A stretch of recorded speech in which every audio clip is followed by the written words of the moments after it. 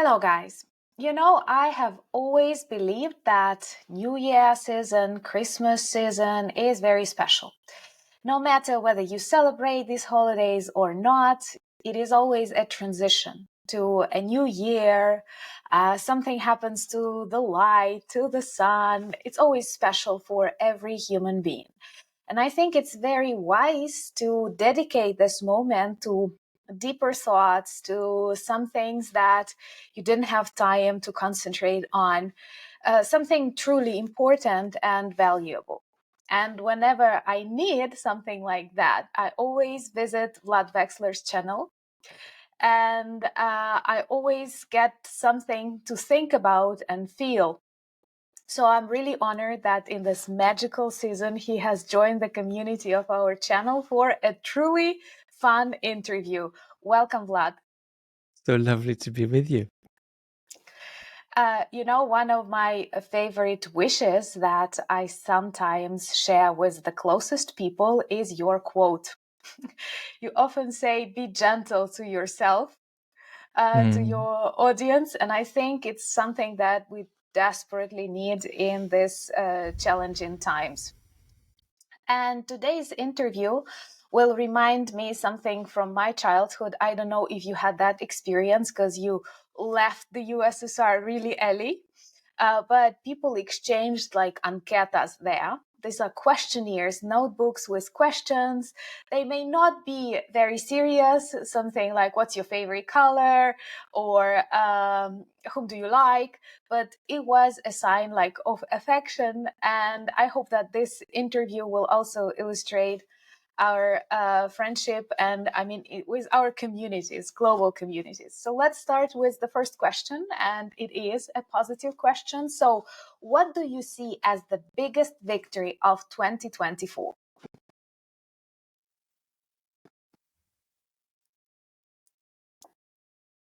I always think that you don't know what the full meaning of the situation you are in is until more time passes. And that means that for me, the big question is always, can you tell a truthful story about where you are that is at the same time also hopeful? And I still believe that that is possible for us domestically in the West. And I believe that there are threads of that story even available to Ukrainians today. So that's what really matters to me. It's when we are being hopeful, are we bullshitting ourselves? Or can we be hopeful and truthful at the same time? And so I just want to say that for me, nothing happened in 2024 that remotely broke that optimistic, hopeful attitude to the future. That doesn't mean we're sitting here covered in sugar. We're not covered in sugar at all. But I still remain fundamentally hopeful about human beings and human beings doing politics. This is a special kind of human beings. Thank you, Vlad. And the next question is about what was the most significant challenge or failure, if you are eager to speak about that, in 2024. Do you mean in global politics or personally? Well, both actually aspects are interesting. What do you feel like sharing? I think the biggest failure in global politics is that we are in a worse place than we need to be because we pretend that we're in a better place than we are. So I want more realism about the challenges we face, because that's going to give us more capacity to actually begin tackling them. So that's my cartoonish global thought. Personally, for me, the journeys this year that have been difficult are to do with my physical health. And that's been a struggle that I am very blessed to say I have negotiated with really good mental health, and I just want to say how lucky and privileged I am about that. But in physical terms, this year has been about being out at sea. You can be at sea politically, you can be at sea in terms of health. So I've been quite a bit at sea without a paddle this year in terms of health. And that's too meant sort of thinking, how do I get to a future that isn't fully making sense to me right now? How do I remain hopeful, and how do I keep exploring what is possible under sort of conditions of physical delimitation? So that's been my personal story this year. Thank you for sharing. And I think that your personal strength is also an inspiration for those at sea. The conditions can be different, but this inner strength and ability to feel yourself, to change something, you're doing a lot. So thank you so much for that. And it makes me feel silly asking you the next question in such a beautiful context, but it's on the list, and maybe something like interesting will come out of that. If you could say something to, you can choose Putin, Trump, or Zelensky, just like a brief message, what could it be? To Putin, I have nothing to say. I just hope he disappears. To Zelensky, I have to say that it's important that the country stays together and doesn't fight with itself. And to Trump, I have to say, don't misunderstand Putin's motivations. If we're talking about the Russian invasion of Ukraine, don't misunderstand Putin's motivations. He's not doing a territorial war. So that's what I say to Trump. That's very important. It's not about territories. It's about the future of the really big part of the world, if not the world in general. What are your personal goals for the upcoming year? My personal goals are to work toward, although it's not in my control, having a little bit more time to do professional philosophy. And that's one wing. And the second wing is to keep growing as a minor public intellectual. I'm delighted to say that I'm always exploring and improving, even when I am in a kind of physical hell. And I'm very blessed that this is always something that's alive. It's never static. So I just want to keep getting better and keep getting surprised by perhaps things that I can contribute and give that I am not fully able to grasp yet. Thank you so much, and let's hope that everything will, like, the best version of 2025 for each of us is ahead. That would be great. And what is the best holiday present that you have ever received? Wow. What an extraordinary question. For me, it has to be probably a bottle of wine. I have a relationship with wine that's super weird. I almost never drink it, but I love it and I think about it a lot. So for me, it probably would have been receiving a wine that's older than me, maybe a red wine from Piedmont that tasted of dried autumn leaves and, let's say, macerated berry skins, and that sort of was a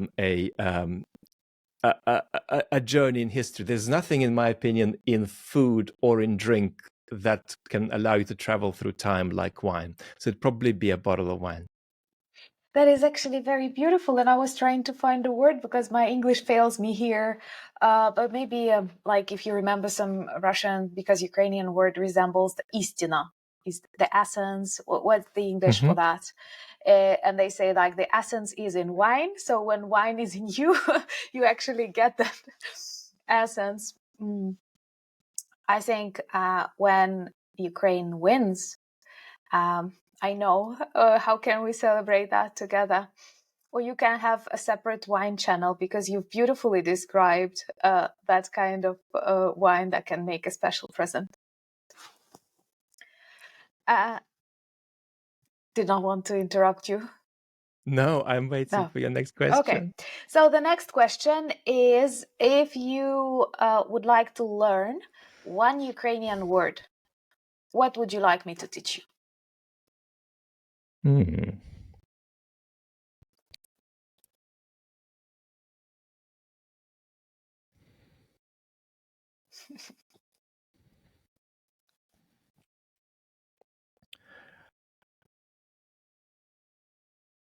It has to be something. It has to be something to do with beauty, with appreciation of nature, or at least an appreciation of a painting. I don't know what word I want, but Well, we can have some words, not just one.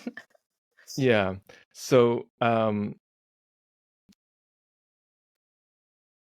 let's say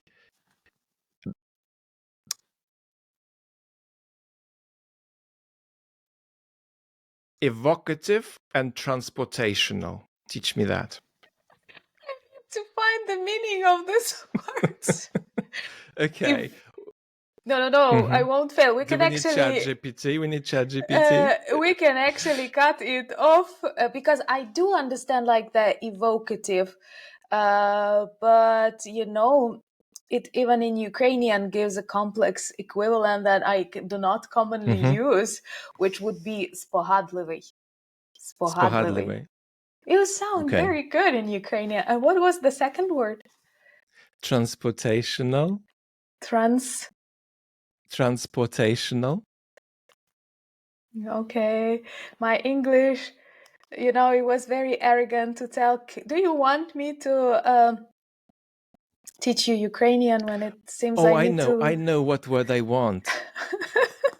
I don't, but I don't know. I mean, I myself, I only know it in English, and that's the word seraphic. It's one of my favorite words. Seraphic? How do I spell it? That's actually fun.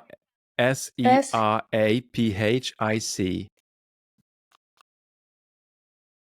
Seraphic.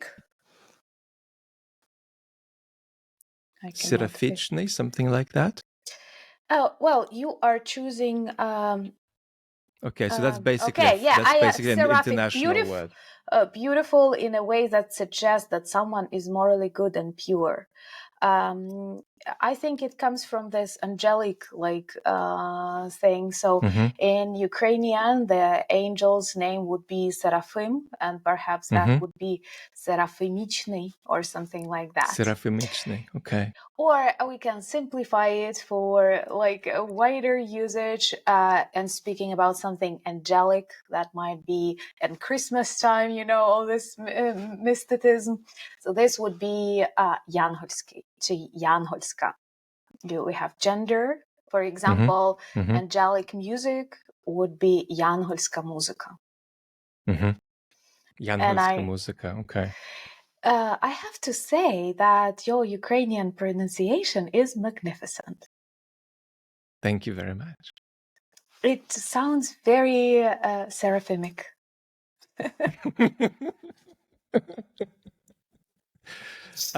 But all these words I'm asking for are kind of, for me, to do with the idea of adults being children, but in a mature way. So I'm always talking about a kind of simplicity that's gone through complexity and come back out the other side and has become simplicity again.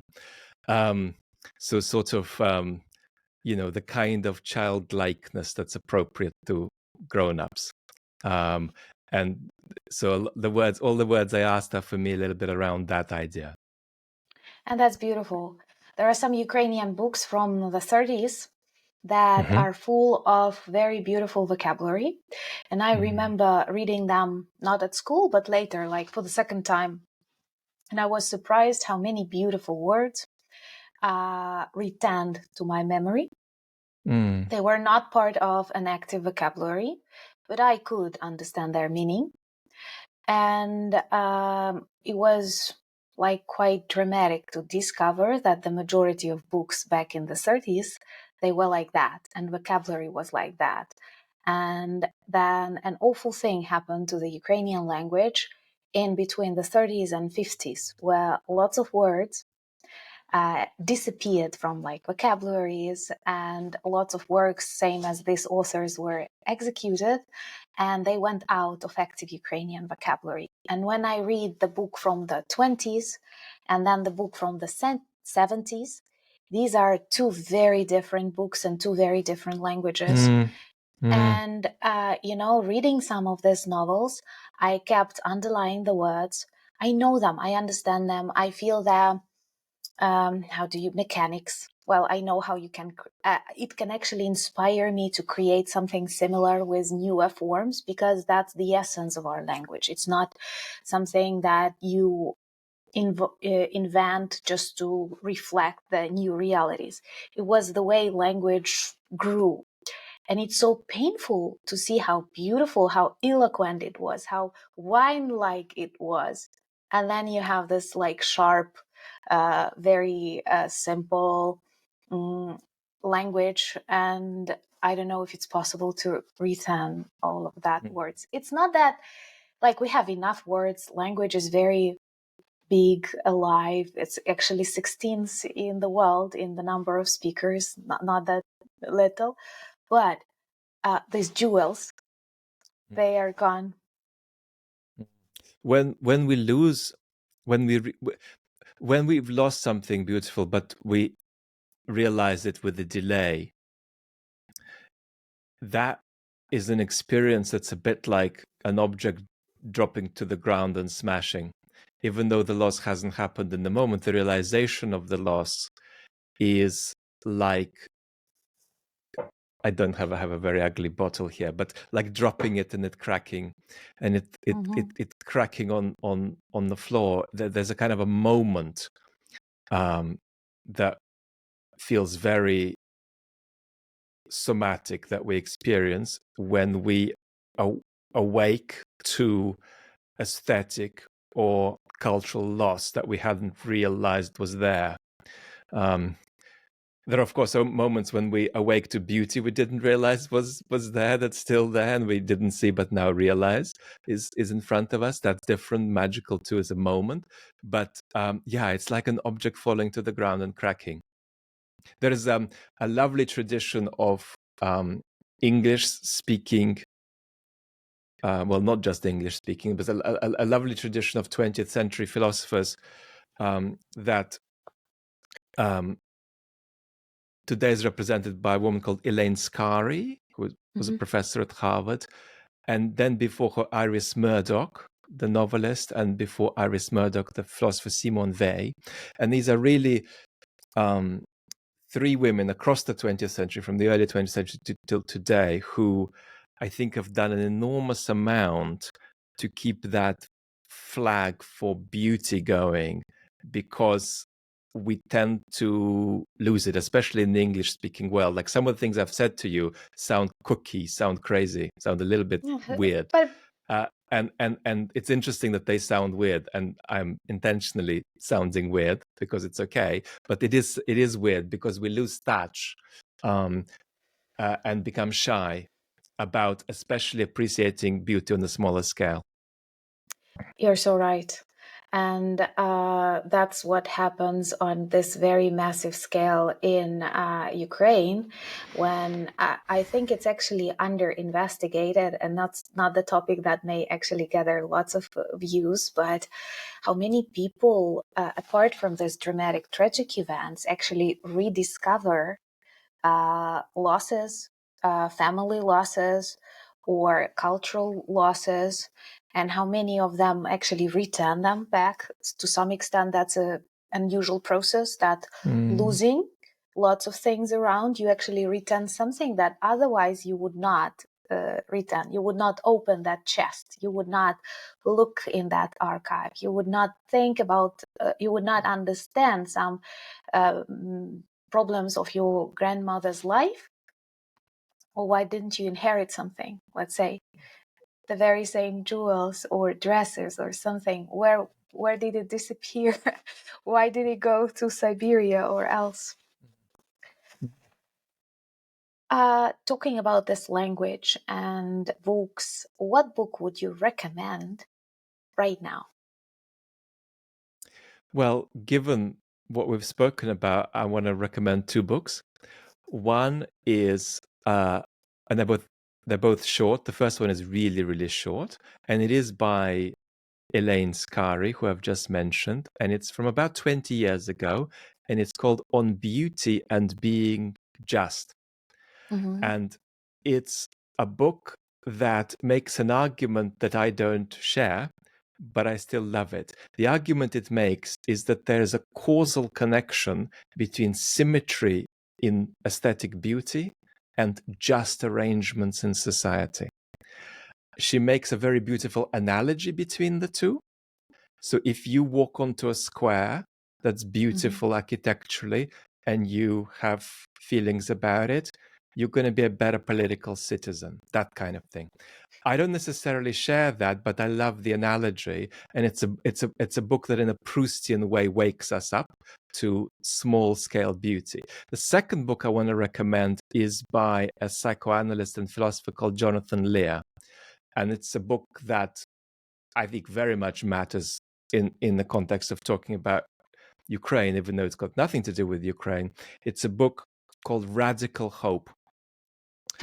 And it's a book about a native US population in a reservation in the century before last, and about how they physically survive but lose their culture, and about how what they experience isn't actually a psychological depression, isn't actually something wrong with them in terms of mental health, but is actually a loss of cultural practices, a loss of concepts like courage, for example, that are part of particular cultural practices, such that when you lose them, you can't express courage as a human being until you find another way of expressing it. And Jonathan Lear's idea of radical hope is really about the thought that you have faith in the future, even though you can't at this stage yet visualize how the future will be continuous with the present and continuous with what you've lost in the past. It's also a short book, but slightly less short than the first one. But these are two books that I always give to people I love. So the people I love around the world, very boringly, wherever they are, whether they're in Australia or Argentina, they have these two books. And so I share them with all of us. Thank you. I feel I need this book because radical hope is kind of a motto for me right now. And I have developed feelings for one building in Nîmes in France. That was totally unexpected, but as long as I stayed in the city, I had to visit that. That was an ancient Roman temple. And I could not stop, like literally simply touching it, watching it, and spending time there. So might be interesting. Thank you, Vlad. And what was the most inspiring event in 2024? Global, personal.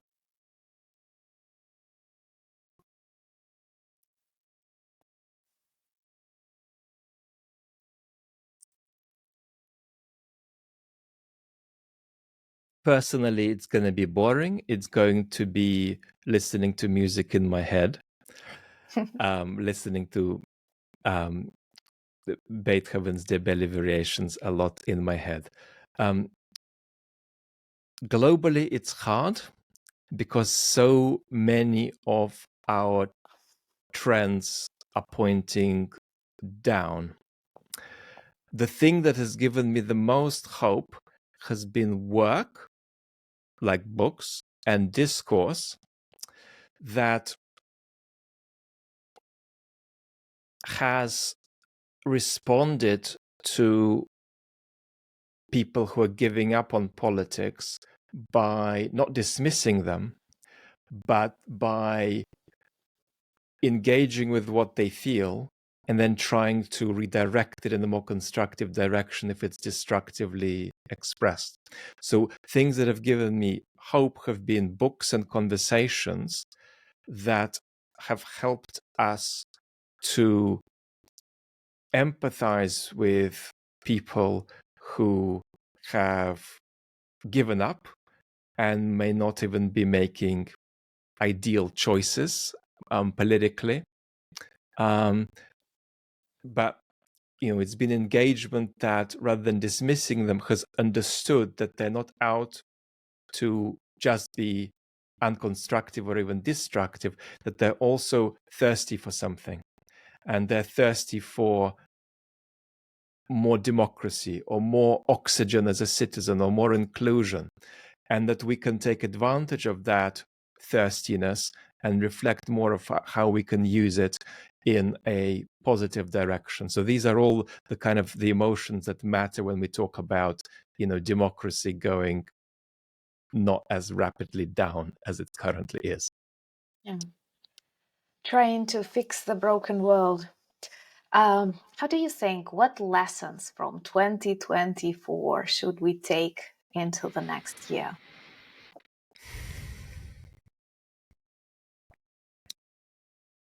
Well, I struggle to think that we are that much of a we, right? I mean, we are several billion strange kind of animals with an amazing neurophysiology and a psychology that sits on top of that neurophysiology. And we're locked into a couple of hundred nation states that are often quarreling with each other.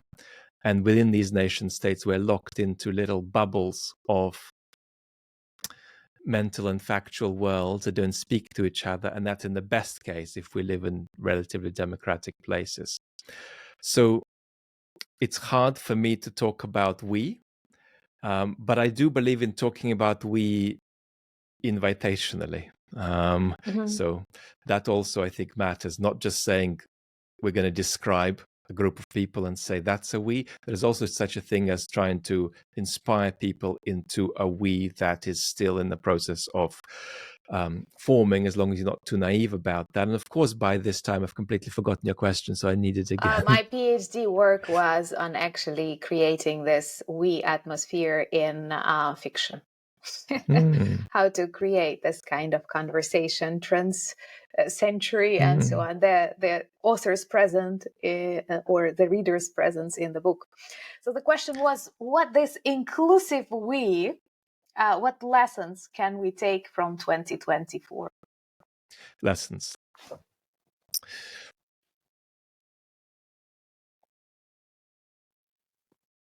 I think that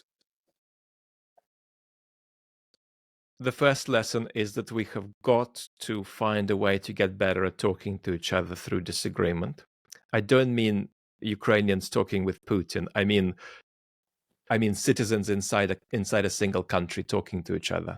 Ukrainians talking to each other, French people, German people talking to each other. We've got to get better at that.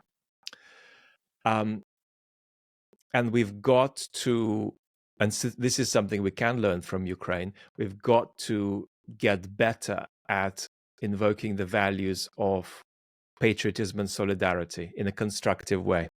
We in the West are getting very, very bad at this because we are so fragmented and segmented. I think that another lesson is about, this is very, very narcissistically Western-centered, but another lesson is about the importance of not thinking the right thoughts, but thinking freely. And thinking freely is not thinking originally. You don't have to be some kind of genius to think freely. I think every human can think freely. But I think we have a crisis of free thought. And the state of the social media environment is not helping us with this. And one of the biggest lessons is that unless we have more citizens who are open to thinking for themselves and engaging with difference as well, we're not going to have as good a chance as we should of keeping all of our democracies. And then the last lesson I would mention is that whether things get extraordinarily hard, like they've got for Ukrainians, and they've got hard for Ukrainians in different ways, in different levels, right? It's a different story between, being in, a part of Ukraine that's via apartheid occupied by Russia. It's a different story. There are different levels of, the tragedy of war. But in a much milder way, even when things in, for now, peaceable Western countries are going wrong, what's very, very important is to understand that we're not alone historically. That there have been people who came before us who've gone through really bad shit, like shit of the kind that young West Europeans have certainly not seen in their lives.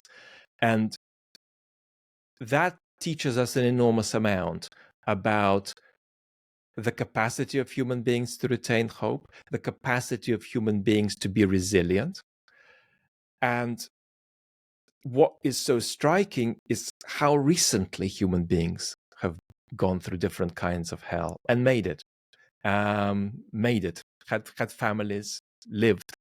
Not everyone, but it's very difficult, particularly for Western countries where things have been relatively peaceable recently, but there's clearly a certain decline. It's very difficult for them to make sense of that decline. And so one way to turn is to go toward ancestors who have gone through really big stuff. And of course, another way to turn is to turn to people who are going through big stuff right now. People who are, on the wrong end of China's extraordinary human rights violations, people who have been forced to fight the brutal Russian invasion in Ukraine, all of that. So empathy with people who have gone through and are going through extreme stuff, both today and historically, is something that we need to reawaken in ourselves. And we've got to feel more interconnectedness and more solidarity with human beings who are going through really big stuff in the world today and historically, just to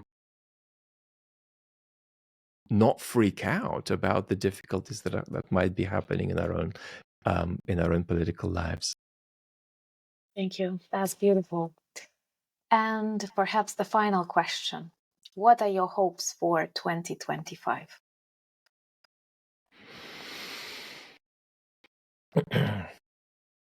Well, let's start with your country.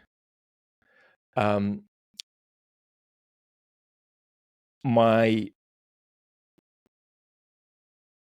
hopes are that Ukraine gets or is close to the prospect of having security guarantees. Whether they come in or not will depend on whether the war stops.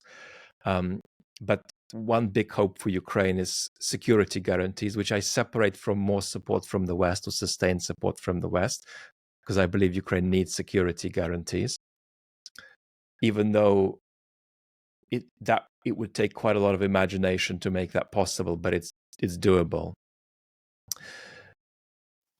Then I also, for Ukraine, because you are in an extraordinary relationship of dependence with Washington, I hope for Ukraine that the Trump administration isn't driven by destructiveness and improvisatory revenge, but by some desire to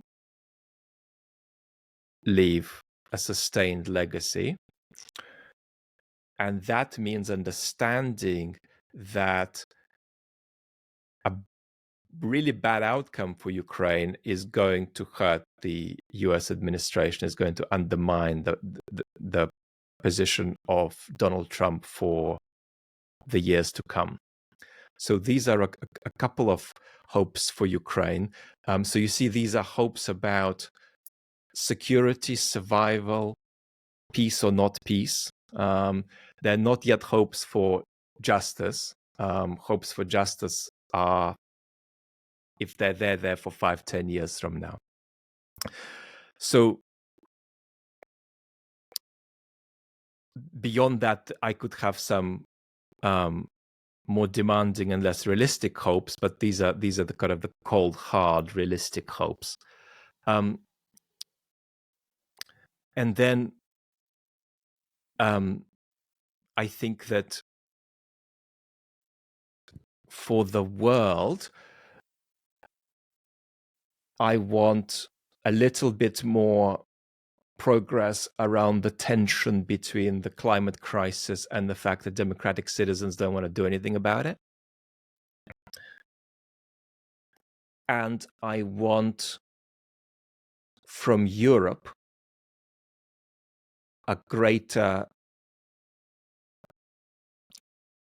military and strategic awakening, especially if the United States detaches itself from Europe.